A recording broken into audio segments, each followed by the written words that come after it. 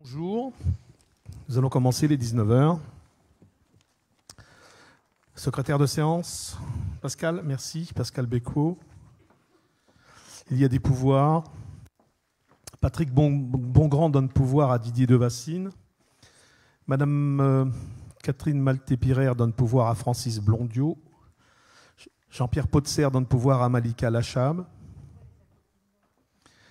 Aurélie Cousin donne pouvoir à Sandrine Kostadinov. Jacqueline Champion donne pouvoir à Geoffroy Cantat. Et Tony Jung donne pouvoir à Sophie Cuinière.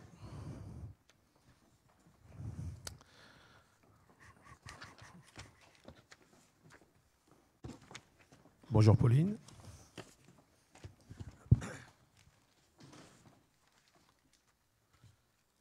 Tout le monde a bien reçu la synthèse.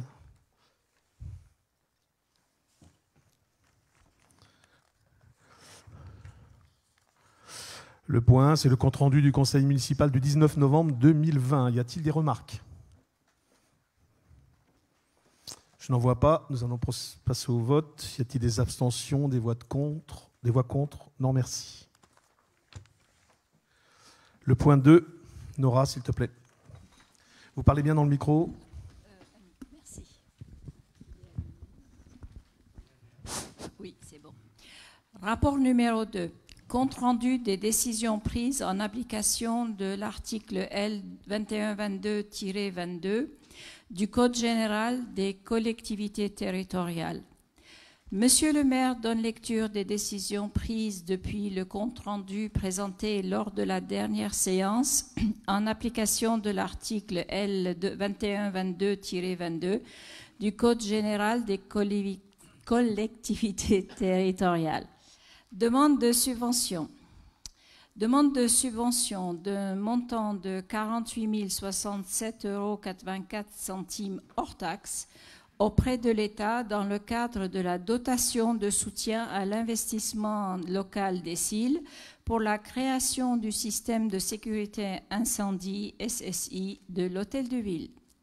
Demande de subvention de montant de 1 332 € hors taxe auprès du conseil départemental du Cher pour l'organisation de l'exposition Moron au XVIIe siècle. Régie. Décision portant suppression de la régie de recettes publicitaires. La commission des finances a été informée de ces décisions lors de sa séance du lundi 7 décembre 2020. Ce rapport est donné à titre d'information. Y a-t-il des questions et des remarques? Je n'en vois pas. Nous allons passer au vote. Y a-t-il des abstentions? Ah ben il n'y a pas de vote, oui, c'est un titre d'information, ça va plus vite. Merci.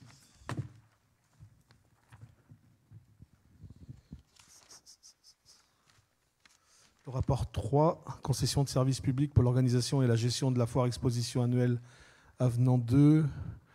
Didier, tu veux la faire? Pas de micro?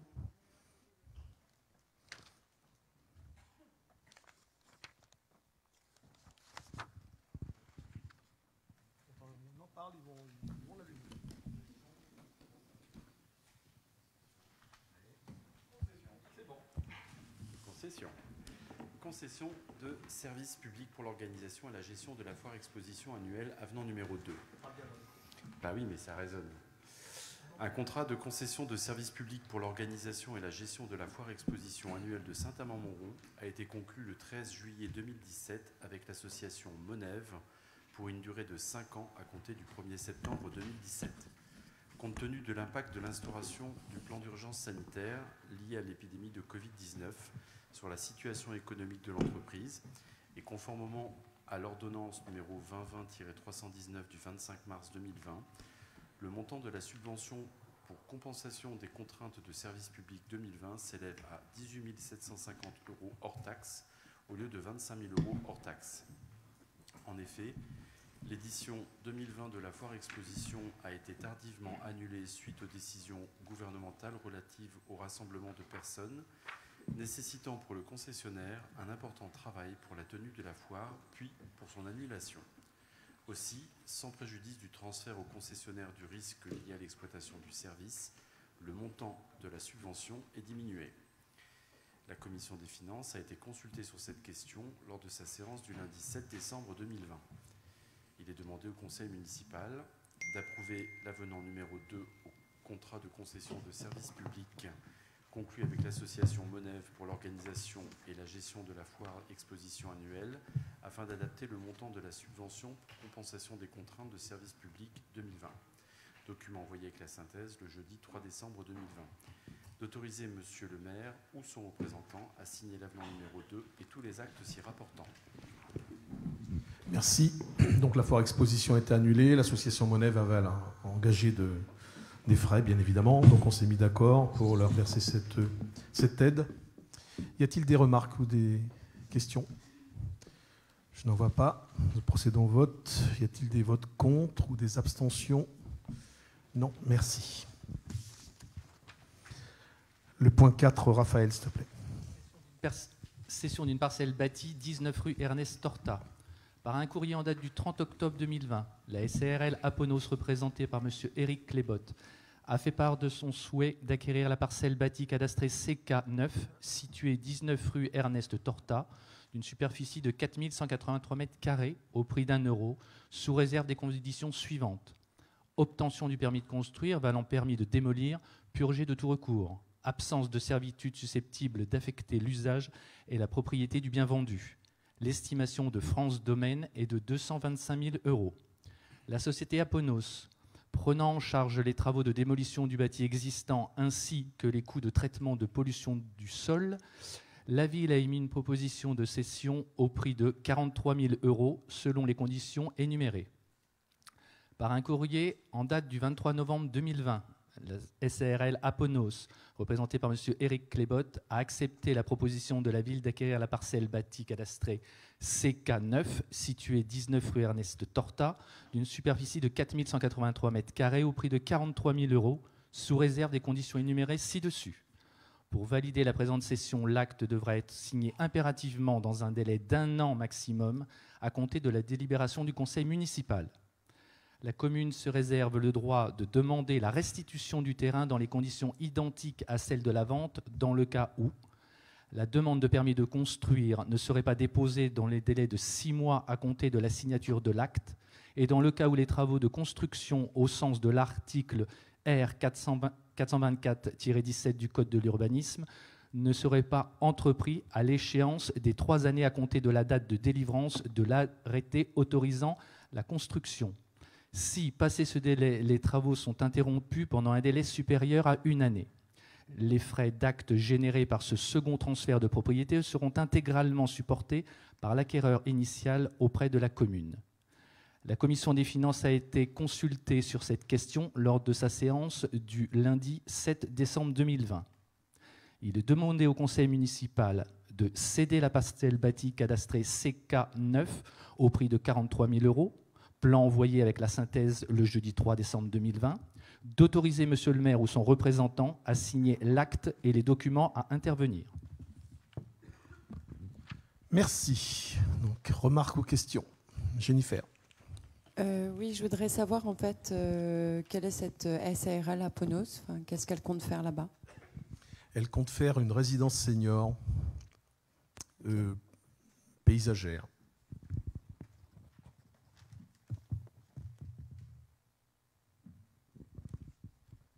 Pas de remarques? Oui. Donc, ce qui peut être... Francis a raison. Estimation des domaines, 225 000 €. On vend cela à 43 000 €. Il y a une explication, c'est qu'il y a 860 215 € de frais de dépollution qui devraient être normalement à charge de la ville. Donc, on a trouvé un acquéreur qui voulait 1 €. Donc, on s'est mis d'accord. Il achète 43 000 €. Les frais de dépollution seront à sa charge. Et on va enfin pouvoir trouver à vendre ce bâtiment et installer une activité qui ira bien. Juste, du coup, la SARL Aponos, c'est une SARL qui s'occupe en fait des seniors ou, Non, pas du tout. Elle construit des résidences pour seniors. Et qui va la gérer après C'est eux-mêmes. Ouais. C'est eux-mêmes, d'accord. C'est pas un bailleur social, c'est en propriété. D'accord. Pas d'autres remarques? Nous passons au vote. Y a-t-il des abstentions? Des votes contre? Je vous remercie. Point suivant, Philippe Marme. Incorporation de diverses parcelles dans le domaine public de la ville.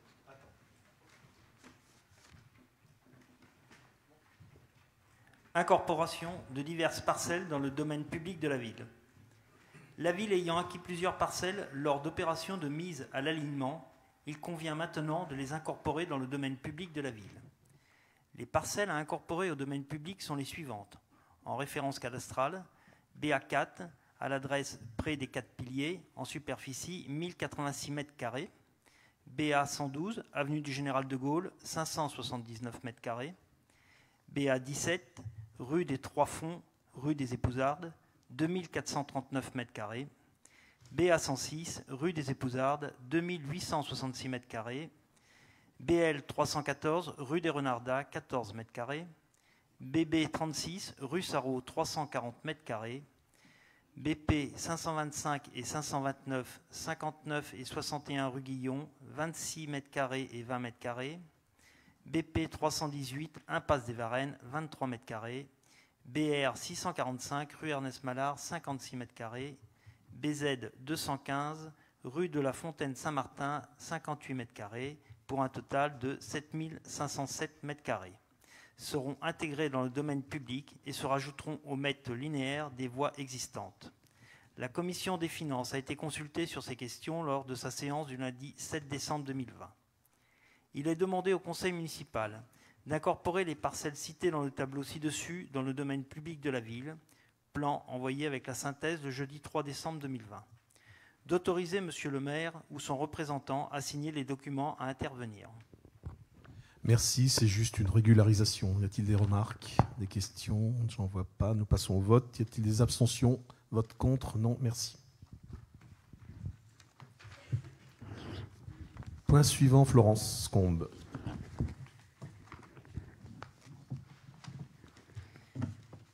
Convention de partenariat avec Cœur de France pour la réalisation des travaux du cours Manuel. La ville de Saint-Amand-Montrond porte un programme d'aménagement de l'îlot des Carmes qui constitue le cœur historique du centre-ville. Ce programme comprend des travaux d'aménagement des espaces publics aux abords des principaux bâtiments historiques pour améliorer la circulation douce, favoriser l'accessibilité des services et faciliter l'accès au commerce de la place du marché et de la rue Porte-Mutin. Aussi, une première phase des travaux d'aménagement des espaces publics a été réalisée, avec la reconfiguration de la rue Jean Valette en la création d'une zone de rencontre limitée à 20 km/h afin de concilier la déambulation piétonne et la desserte automobile, tout en respectant les règles d'accessibilité, et la requalification du parvis de l'hôtel de ville. La ville va désormais engager la deuxième phase avec la requalification du cours Manuel côté impair. Cette rue, bien qu'étant d'intérêt communautaire, a été intégrée au projet d'aménagement de l'îlot des Carmes dans un souci de parfaite cohérence de l'aménagement global. Suite à une nouvelle estimation, les travaux sont estimés à 570 000 € hors taxes, soit 684 000 € TTC, comprenant les frais de maîtrise d'œuvre, les travaux préparatoires et de terrassement, l'assainissement, les travaux de voirie, les travaux divers, installation, signalisation de chantier, etc. Pour la réalisation de ces travaux, Cœur de France participera au titre de règlement des fonds de concours mis en place par Cœur de France à hauteur de 50% du montant des travaux, déduction faite de toute subvention obtenue. 3 dossiers de subvention ont été déposés auprès des financeurs suivants: le Conseil départemental du Cher, le Conseil régional et l'État, au titre de la dotation d'équipement des territoires ruraux. À noter que la participation définitive de Cœur de France sera calculée sur le montant définitif des travaux. Le Conseil municipal a validé la convention de partenariat fixant les dispositions générales régissant les modalités de remboursement consenties lors de sa séance du 6 décembre 2019. Afin d'actualiser le montant de cette opération, il est proposé d'actualiser la convention de partenariat, document annexé. La Commission des finances a été consultée sur cette question lors de sa séance du lundi 7 décembre 2020. Il est demandé au Conseil municipal de valider la convention modifiée établissement les conditions de portage et de remboursement des travaux du cours Manuel, et d'autoriser Monsieur le maire à la signer, ainsi que tout document s'y rapportant. Bien, nous passons de 506 000 € à 570 000 € parce qu'il y a une revalorisation des prix de l'entreprise, TTR, et des honoraires de cabinet, puisque les travaux devaient se faire en 2020, on l'a repoussé à 2021 pour sauver les arbres. Donc, nous maintenons les arbres, nous achetons des grilles pour mettre au pied des arbres. Nous installons de chaque côté du cours Manuel deux bornes, de chaque côté une borne double électrique en recharge rapide pour les véhicules. Donc, et puis, nous profitons des travaux pour installer au cours Manuel, à hauteur de la rue Marceau, une borne encastrable. Tous les ans, au moment des foires d'Orval, nous avons l'obligation, pour protéger le site, d'installer un camion de la ville avec un agent qui reste pendant tout le temps de l'activité des foires d'Orval, assis dans son camion ou à protéger le secteur. Donc, pour les années à venir, il y aura une borne encastrable qui empêchera cette mobilité. Voilà. Y a-t-il des remarques? Je n'en vois pas. Nous passons au vote. Y a-t-il des abstentions, des votes contre? Non. Merci. Point suivant, Isabelle.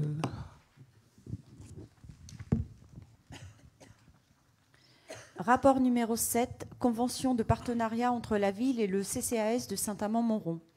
Le Centre communal d'action sociale de Saint-Amand-Montrond est un établissement public administratif de la ville de Saint-Amand-Montrond chargé d'animer et de coordonner l'action sociale municipale sur le champ de la solidarité et de la gérontologie principalement.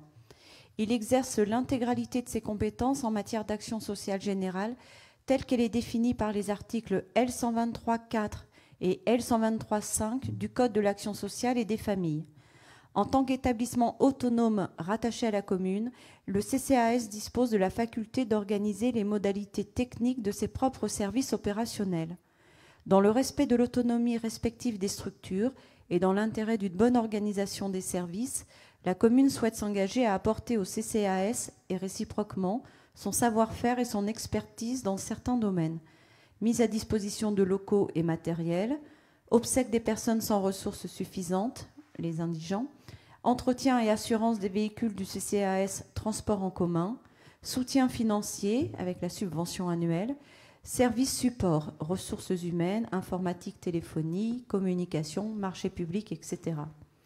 Pour ce faire, une convention cadre s'avère nécessaire, ainsi que des conventions spécifiques par domaine d'intervention, afin de préciser les modalités de ces mutualisations.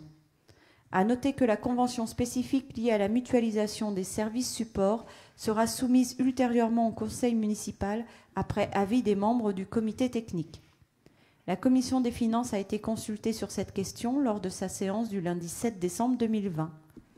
Il est proposé au conseil municipal de valider la convention cadre, de valider les conventions spécifiques locaux et matériels, obsèques des personnes sans ressources suffisantes, soutien financier et entretien et assurance des véhicules du CCAS transport en commun.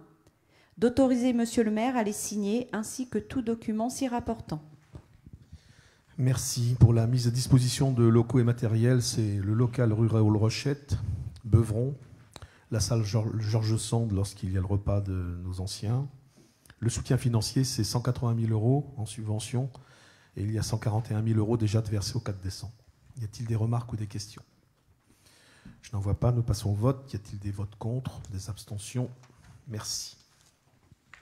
Point suivant, Malika. Rapport numéro 8. Convention d'utilisation de l'abattement de la taxe foncière sur les propriétés bâties TFPB dans le quartier prioritaire de la politique de la ville, avenant numéro 2. Le quartier du Vernet à Saint-Amand-Montrond figure dans la liste des quartiers prioritaires de la politique de la ville.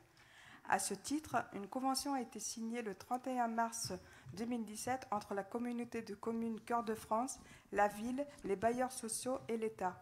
Elle permet aux bailleurs sociaux de bénéficier d'un abattement de 30% applicable à la taxe foncière sur les propriétés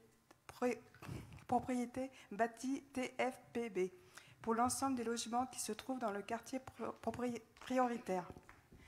En contrepartie, un programme d'action destiné à renforcer la qualité du service rendu à leurs locataires a été défini pour les années 2016 à 2018 par chaque bailleur social, France Loire et l'Office public de l'habitat du Cher, Val-de-Berry.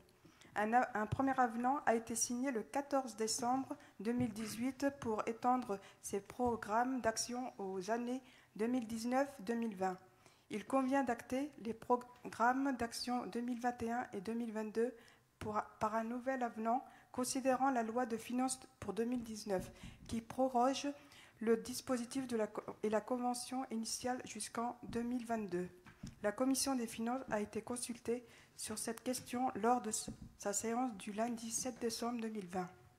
Il est demandé au conseil municipal de valider l'avenant numéro 2 concernant chaque bailleur social, avenant envoyé avec la synthèse le jeudi 3 décembre 2020, d'autoriser Monsieur le maire à le signer ainsi que tous les documents s'y rapportant. Merci. Cela fait un abattement de 95 693 € pour France Loire, un abattement de 41 413 € pour Val-de-Berry. Donc ces sommes sont surtout mises sur le renforcement du nettoyage, réparation des équipements vandalisés, gestion des encombrants, qu'est-ce qu'il y a, les gestes éco-citoyens, soutien aux actions favorisant le vivre ensemble, mise à disposition de locaux associatifs, les travaux d'amélioration. Donc effectivement, c'est comme si on donnait une subvention, mais c'est dans l'intérêt des habitants du quartier prioritaire de la ville. On vote pour prolonger le programme d'action 2021-2022, c'est un nouveau programme. Y a-t-il des remarques ou des questions? Je n'en vois pas. Étant président de Val-de-Berry, je ne participerai pas au vote. Nous allons voter. Y a-t-il des abstentions, des votes contre? Je vous remercie. Point suivant, Sophie.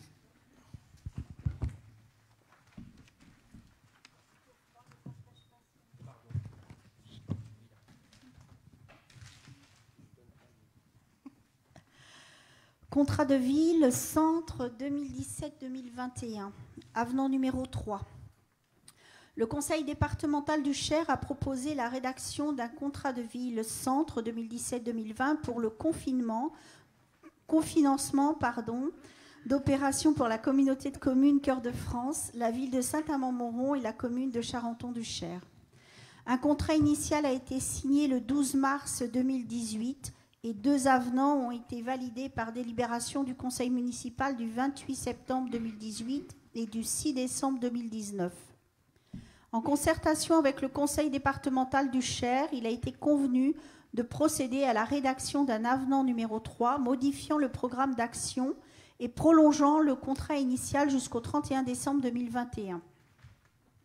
Afin d'optimiser les financements, le programme d'action de la ville est limité à 8 opérations. Le montant subventionnel de ces actions proposées au contrat de ville entre centre 2017-2021 est estimé à 1 976 096 € 33 centimes. Il se répartit de la manière suivante. L'aménagement de l'intérieur de la halle du marché pour 375 929 € 14.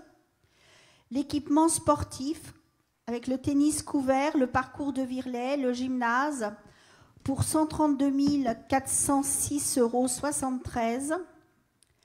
L'îlot des Carmes pour 540 000 €. La rénovation des structures d'accueil des jeunes enfants pour 200 739 € 41. Ça comprend également les écoles et la structure petite enfance. La rénovation de la salle des fêtes pour 84 452 €.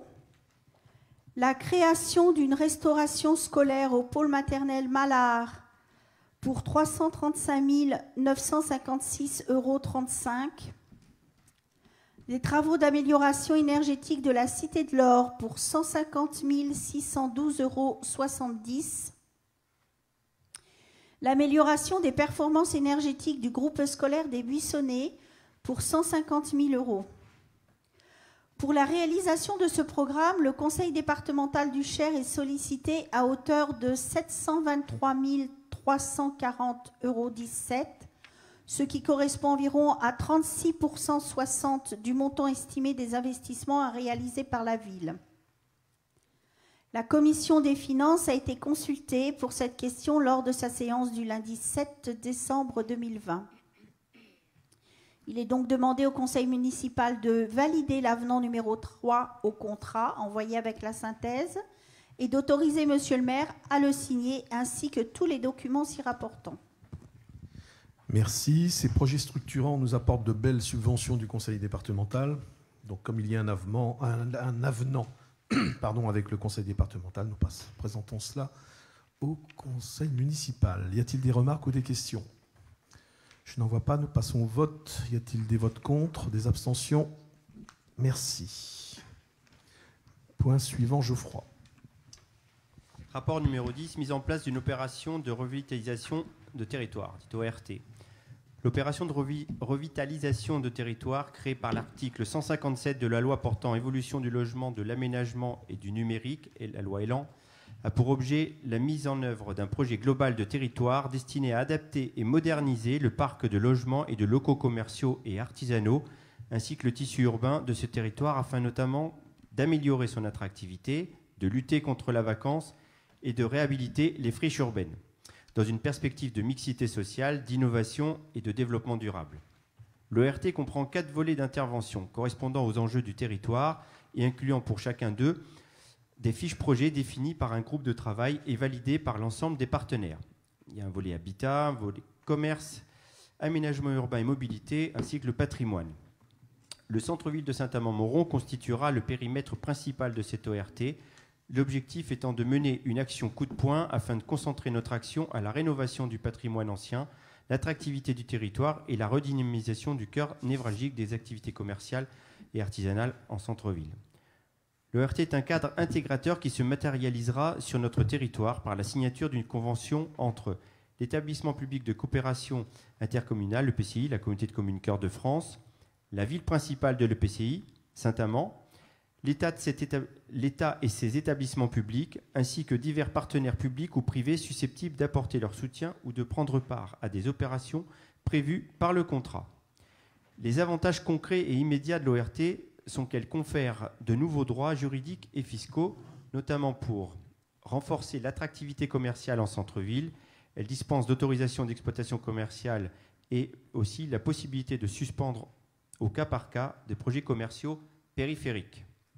Favoriser la réhabilitation de l'habitat, accès prioritaire aux aides de l'Agence nationale d'amélioration de l'habitat, ANA, et éligibilité au dispositif de défiscalisation de Normandie dans l'ancien.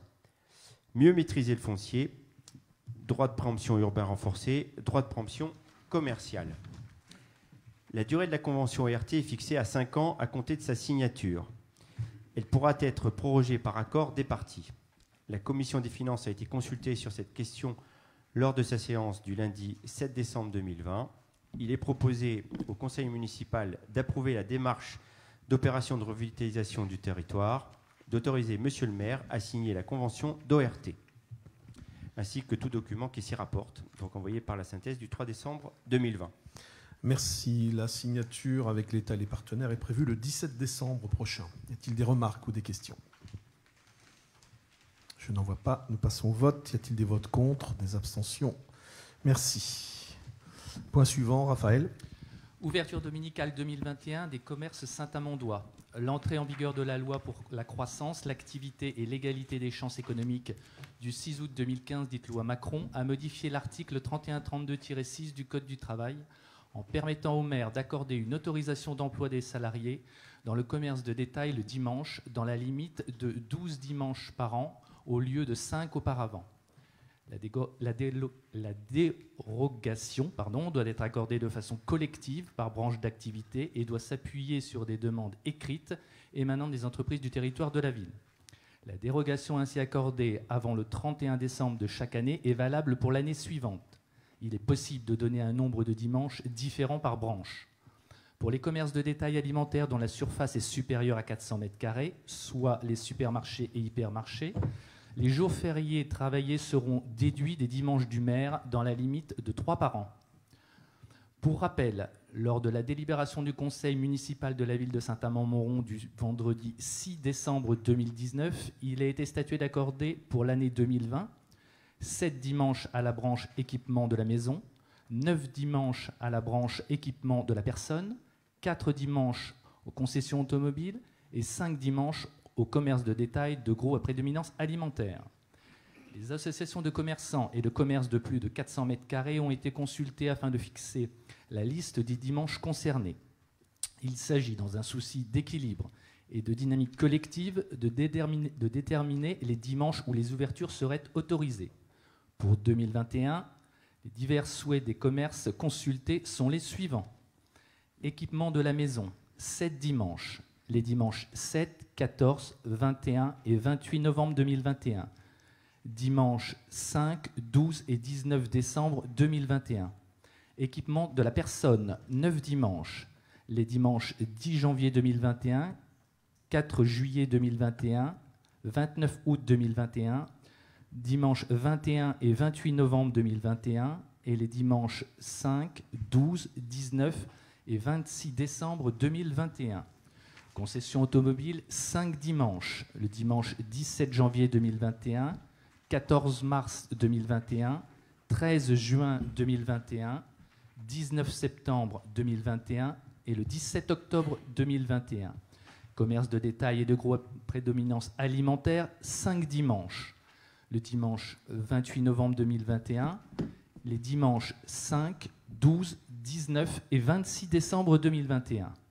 L'avis du Conseil communautaire a été rendu à cette question lors de sa séance du jeudi 3 décembre 2020. Il est proposé au Conseil municipal d'approuver les propositions d'ouverture dominicale des commerces énoncées ci-dessus pour l'année 2021. Merci Raphaël. Y a-t-il des remarques ou des questions? Oui, Dominique. Oui, bonsoir à toutes et à tous. Donc, sur la question de l'ouverture dominicale des commerces à Saint-Amand, nous ne voterons pas pour une raison simple, c'est que nous pensons que l'ouverture des commerces le dimanche ne permet pas, pour les salariés concernés, et puis pour la population, de consommer de façon à ce qu'on puisse avoir aussi un temps de repos, et notamment le dimanche. Donc, sur cette question, alors ça concerne les commerces de plus de 400 mètres carrés. Donc, il y a aussi, pour nous, une distorsion avec les commerces de centre-ville. Alors, on peut être propriétaire de son magasin et ouvrir son magasin. On est propriétaire, on fait ce qu'on veut. Là, il s'agit de contraindre des salariés de venir travailler un certain nombre de dimanches, de 7 à 9. Alors, on voit bien qu'on pouvait faire plus encore. Mais bon, c'est pour nous, en tout cas, une régression pour les salariés de ces commerces. Bon, voilà, donc nous ne voterons pas sur cette question. Merci Dominique. D'autres remarques? Non, nous passons au vote. Donc, y a-t-il des abstentions? Abstention? Vote contre? Merci bien. Point suivant, Sandrine. Contrat local de santé numéro 2. Le 29 mai 2015, un contrat local de santé a été signé entre différents partenaires, dont la ville de Saint-Amand-Montrond. Ce contrat local de santé, outil permettant de répondre aux besoins de transversalité que pose la question de la santé, avait été signé pour une période de 3 ans, de 2015 à 2018. Il convient aujourd'hui de signer pour les 4 ans à venir le contrat local de santé numéro 2 qui comportera 3 axes principaux. Favoriser l'accès aux soins à travers l'offre du territoire, favoriser la prévention et la promotion de la santé, agir précocement auprès des publics vulnérables.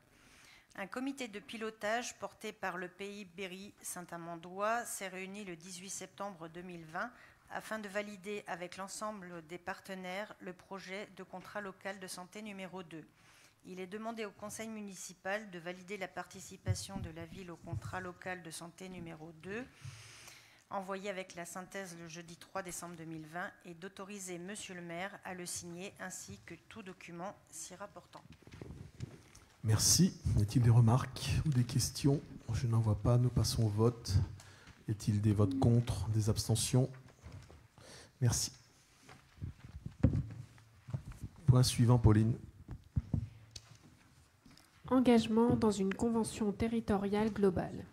Par son ancrage départemental, la Caisse d'allocation familiale, CAF, du Cher est un des partenaires de proximité des collectivités pour mettre en œuvre les politiques publiques en faveur de la petite enfance, de l'enfance, de la jeunesse, de l'accompagnement de la parentalité, de l'animation de la vie sociale, du logement et de l'accès aux droits. De leur côté, les collectivités ont une connaissance de proximité de leur territoire. Cela représente une valeur ajoutée incontournable pour apporter des réponses pertinentes aux besoins des familles et des habitants. La CAF, le Conseil départemental du Cher et la Mutualité sociale agricole, MSA, mettent à disposition leurs connaissances et leurs compétences en matière d'ingénierie, de données sociales et mobilisent leurs leviers financiers en partenariat avec les acteurs locaux. Afin de déployer la territorialisation des politiques d'action sociale en direction des familles, la CAF du Cher, les communes de Saint-Amand-Montrond, Orval, Marseille, Saint-Pierre-les-Étieux et la communauté de communes Cœur de France s'engagent dans la mise en place d'une convention territoriale globale, CTG, qui, à terme, leur permettra de renforcer leur partenariat de projet sur les champs d'intervention partagés: la petite enfance, l'enfance, la jeunesse, la parentalité, l'animation de la vie sociale, l'accès aux droits. L'acte d'engagement est la première étape vers la contractualisation d'une CTG. Cet accord cadre vise à élaborer le projet de territoire ainsi que ses modalités de mise en œuvre. La future CTG s'appuie sur un diagnostic partagé tenant compte de l'ensemble des besoins et ressources du territoire et en associant les partenaires concernés et les habitants. Il a pour objet d'identifier l'ensemble des caractéristiques du territoire et des besoins des familles, d'améliorer la connaissance des champs d'intervention et savoir-faire de chacun, de faire ressortir les forces et les faiblesses du territoire au regard des enjeux identifiés et des défis à relever, de définir les champs d'intervention à investir au regard de l'écart offre-besoin et des ressources mobilisables. L'acte d'engagement dans la démarche CTG couvre la période du 1er janvier au 31 décembre 2020 et permet le maintien des financements contrats enfance-jeunesse CEJ. La convention territoriale globale CTG engagera la communauté de communes Cœur de France, les communautés de Saint-Amand-Montrond, Orval, Marseille et Saint-Pierre-les-Étieux, le conseil départemental du Cher, la MSA Beaune-Cœur de France et la CAF du Cher pour la période du 1er janvier 2020 au 31 décembre 2024. La commission des finances a été consultée sur cette question lors de sa séance du lundi 7 décembre 2020. Il est demandé au conseil municipal de valider l'acte d'engagement par la convention territoriale globale de services aux familles, envoyé par la synthèse le lundi 3 décembre 2020, et d'autoriser Monsieur le maire à la signer ainsi que tout document s'y rapportant. Merci Pauline. Donc la convention territoriale globale remplacera le contrat enfant-jeunesse qui est prolongé jusqu'à fin 2021. Y a-t-il des remarques ou des questions? Je n'en vois pas. Nous passons au vote. Y a-t-il des votes contre, des abstentions? Non, merci. Point suivant, Lionel. Transfert au SDE 18 de la compétence infrastructure de recharge des véhicules électriques. Monsieur le maire informe le conseil municipal que le syndicat départemental d'énergie du Cher, SDE 18, en tant que syndicat mixte à la carte, peut proposer à ses collectivités adhérentes, en plus de ses activités de base, que sont les distributions publiques d'électricité et de gaz, des compétences à la carte, c'est-à-dire engagement unique des collectivités volontaires. Ainsi, il est possible pour les collectivités qui le souhaitent, adhérentes au syndicat, de confier au SDE 18 la compétence liée aux services publics d'infrastructures de charge nécessaires à l'usage de véhicules électriques ou hybrides rechargeables, comprenant notamment, mais de manière non exhaustive, la définition d'un schéma cohérent de déploiement des dites infrastructures pour l'ensemble du département du Cher, la maîtrise d'ouvrage des opérations de création, d'entretien et d'exploitation des infrastructures, et toute initiative visant à promouvoir la mobilité électrique. L'Assemblée délibérante du SDE 18 adopte le règlement technique et financier relatif à la compétence infrastructure de recharge des véhicules électriques afin de définir les modalités de mise en œuvre de cette compétence. Une contribution demandée aux collectivités fait l'objet d'une délibération annuelle du comité syndical. La dépense est inscrite au budget de fonctionnement des collectivités adhérentes, compte 65 568. En outre, les collectivités adhérentes versent une participation financière inscrite en subvention d'équipement au compte 204 des collectivités au titre des travaux d'installation des infrastructures selon le plan de financement proposé par le SDE 18. Monsieur le maire propose le transfert au SDE 18 de la compétence infrastructure de recharge des véhicules électriques, permettant ainsi une première intervention du syndicat pour la pose de 2 bornes doubles à recharge rapide dans le cadre du projet de réfection du cours manuel.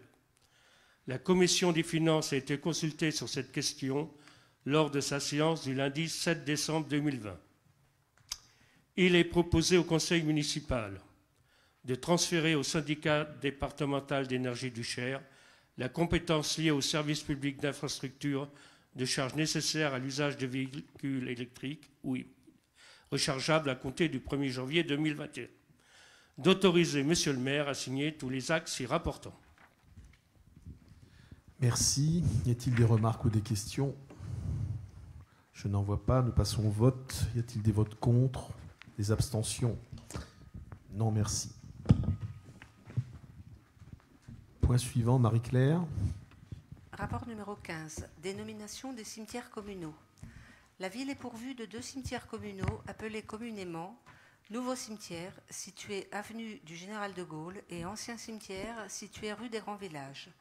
Le nouveau cimetière ayant été créé il y a environ 1 siècle, et l'ancien cimetière plus d'1 siècle auparavant, Monsieur le maire propose de dénommer ces lieux.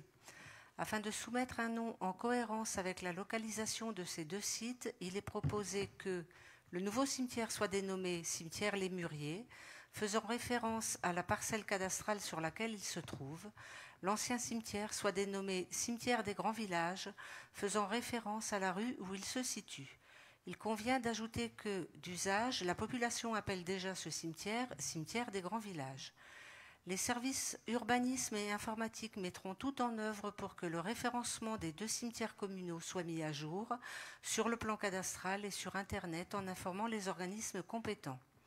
Il est proposé au conseil municipal de dénommer le nouveau cimetière cimetière Les Mûriers, de dénommer l'ancien cimetière cimetière des Grands Villages.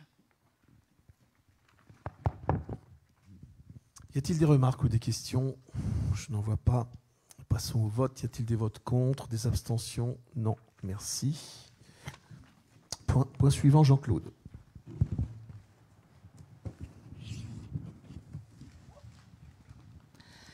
Tarifs municipaux 2021. Le prix des services et produits vendus par la collectivité doit être fixé par le conseil municipal. Pour les services gérés en délégation, ces tarifs sont fixés après proposition faite par chaque délégataire. La commission des finances a été consultée sur cette question lors de sa séance du lundi 7 décembre 2020. Il est proposé au conseil municipal de réviser les tarifs en cours qui seront applicables à compter du 1er janvier 2021 pour les écoles d'art et de musique à compter du 1er septembre 2021. Synthèse envoyée le jeudi 3 décembre 2020. Merci. Y a-t-il des remarques, des questions? Dominique?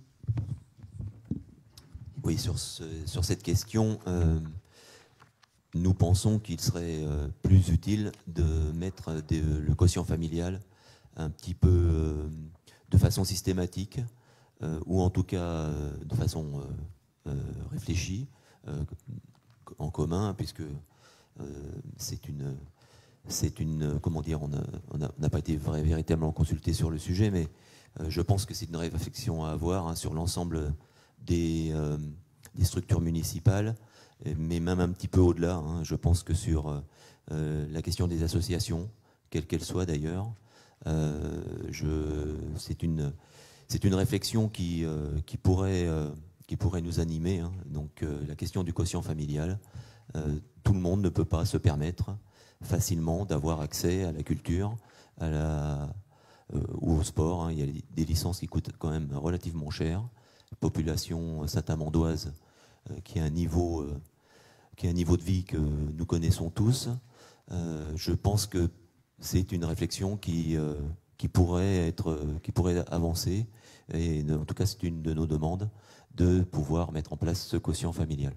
Merci.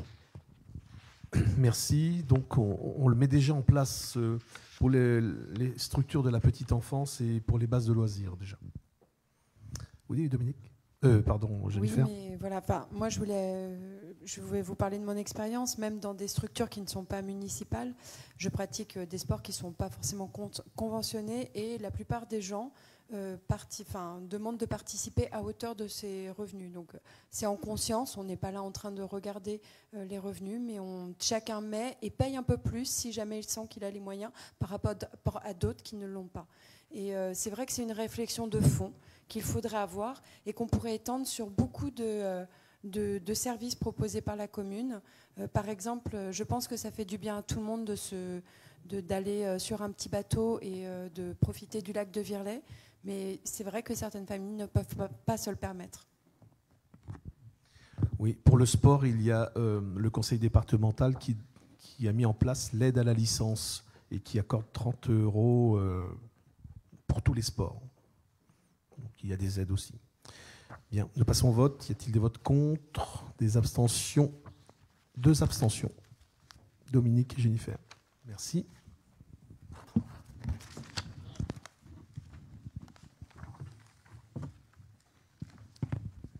Point suivant, Jean-Claude.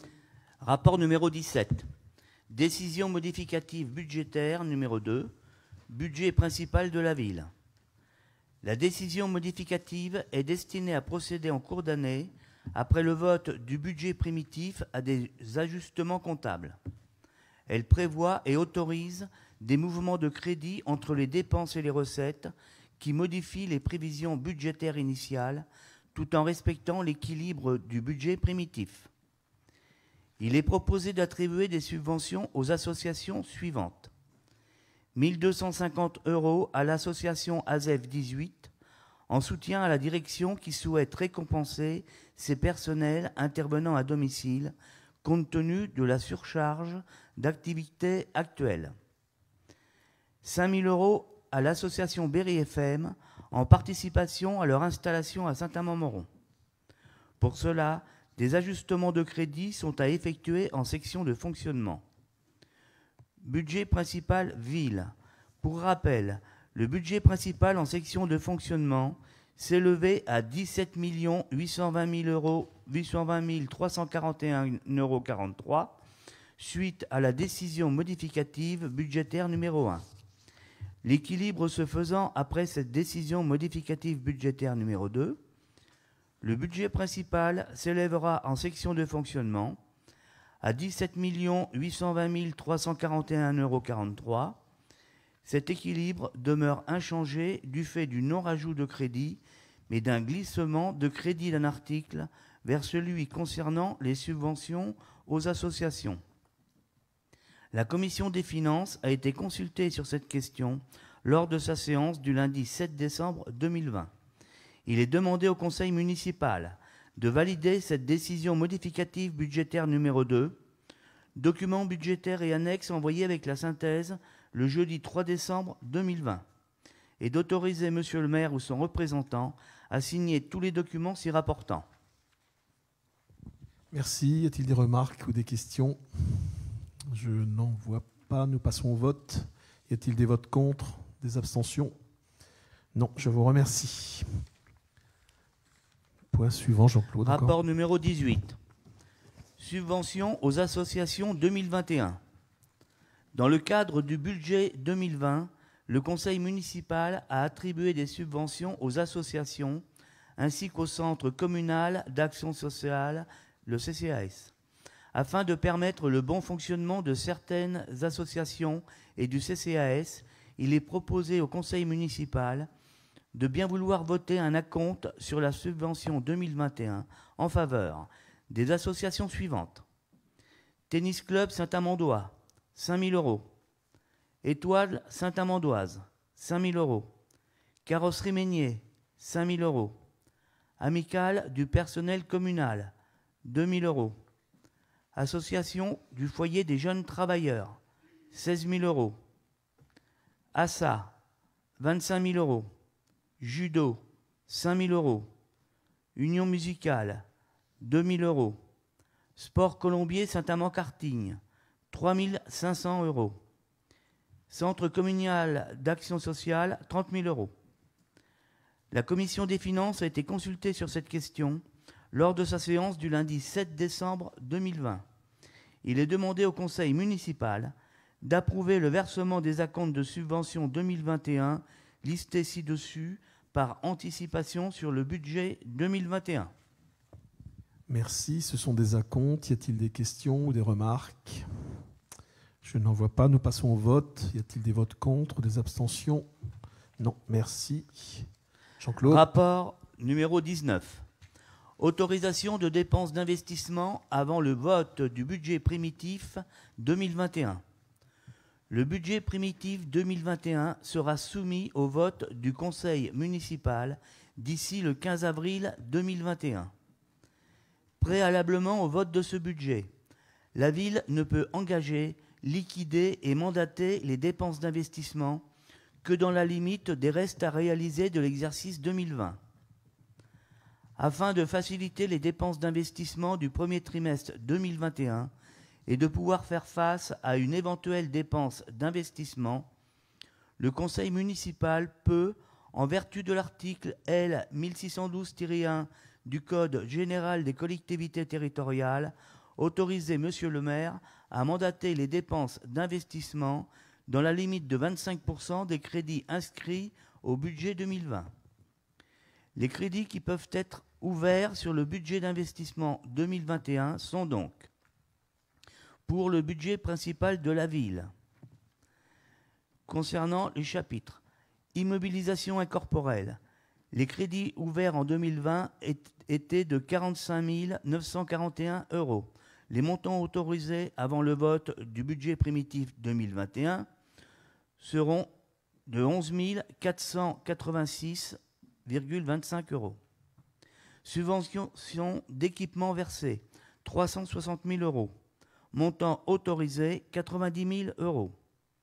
Immobilisation corporelle, 312 226 €. Montant autorisé, 78 056,50 €.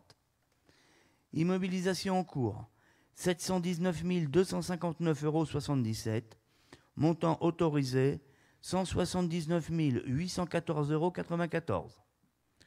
Concernant le budget annexe du camping, les immobilisations en cours, crédit ouvert en 2020, 10 157 €. Montant autorisé, 2 539,25 €. Pour le budget cinéma, immobilisation corporelle, crédit ouvert en 2020, 10 000 €, autorisé, 2 500 €. Immobilisation en cours, 15 210,38 €, autorisé, 3 802,60 €.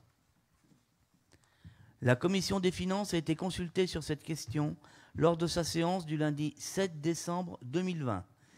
Il est demandé au conseil municipal d'ouvrir les crédits 2021 tels qu'ils figurent dans les tableaux ci-dessus, envoyés avec la synthèse le jeudi 3 décembre 2020, et d'autoriser Monsieur le maire à engager, liquider et mandater ces dépenses.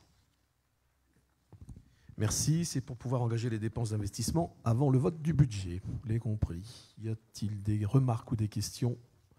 Je n'en vois pas. Nous passons au vote. Y a-t-il des votes contre? Des abstentions? Non. Merci. Il nous reste 2 motions. Motion contre la fermeture du bureau de poste du Vernet. Depuis plusieurs mois, une menace existe sur le maintien du bureau de poste du Vernet de Saint-Amand-Montrond. Un premier rassemblement a eu lieu le 13 mars 2020 devant la poste du Vernet, en présence de 120 personnes, pour signifier à la poste la volonté de maintenir ce service public essentiel. Les élus et les habitants, réunis au sein d'une même détermination, n'ont cessé de défendre ce service indispensable à l'attractivité de notre territoire. Malgré cela, le danger demeure sur la pérennité de cette activité. Nous venons de subir une fermeture totale du service pendant 7 semaines. La fermeture d'un bureau de poste proche d'un quartier prioritaire de la ville est pour le moins choquant, d'autant que ce service est aussi utilisé par des habitants des communes avoisinantes, trouvant là de quoi répondre à leurs besoins avec un parking disponible et proche du bureau. Environ une centaine d'opérations sont faites chaque jour à la poste du Vernet lorsque ce bureau est ouvert, d'autant que le distributeur automatique de billets est inutilisable depuis plusieurs mois. Les habitants de tous les quartiers doivent bénéficier des mêmes droits et des mêmes services qu'ailleurs. C'est aussi cela l'honneur de notre République. Il en va de l'aménagement de notre territoire, il en va également de la cohésion sociale de notre ville. Sous prétexte d'impératifs économiques, la Poste applique une stratégie de réorganisation territoriale de sa présence sur le territoire national. Et elle n'en a pas moins une mission de service public. Nous serons toujours là pour le rappeler aux dirigeants de la Poste. En conséquence, je vous invite, chers collègues, à faire connaître l'avis de notre conseil municipal au groupe La Poste. Il est donc proposé au conseil municipal de se prononcer de manière ferme et définitive contre la fermeture du bureau de poste du Vernet. Je rappelle que le député a fait une intervention également auprès des dirigeants nationaux pour le maintien du bureau de poste du Vernet ainsi que de la poste d'Orval d'ailleurs. Bien, nous allons passer au vote. S'il n'y a pas de remarques. Il n'y a pas de vote? Si, bien sûr. Dominique, une intervention? Ouais. Oui, parce que vous avez lu et on a participé grandement à cette motion. Et effectivement, ça ne concerne pas que le bureau de poste du Vernet de Saint-Amand, comme vous l'avez dit. Donc, il y a notamment Orval, hein, mais pas que non plus, puisque le bureau du Châtelet et de Culan sont également dans le collimateur. Donc, effectivement, on se félicite hein, évidemment de cette motion qui peut permettre, ce ne sera certainement pas suffisant, mais elle peut permettre grandement de faire comprendre à cette maintenant une entreprise, hein, mais qui a des missions de service public. Et c'est une des caractéristiques qui doit être rappelée sans cesse. Donc, je pense que ça ne sera pas forcément suffisant, mais c'est nécessaire.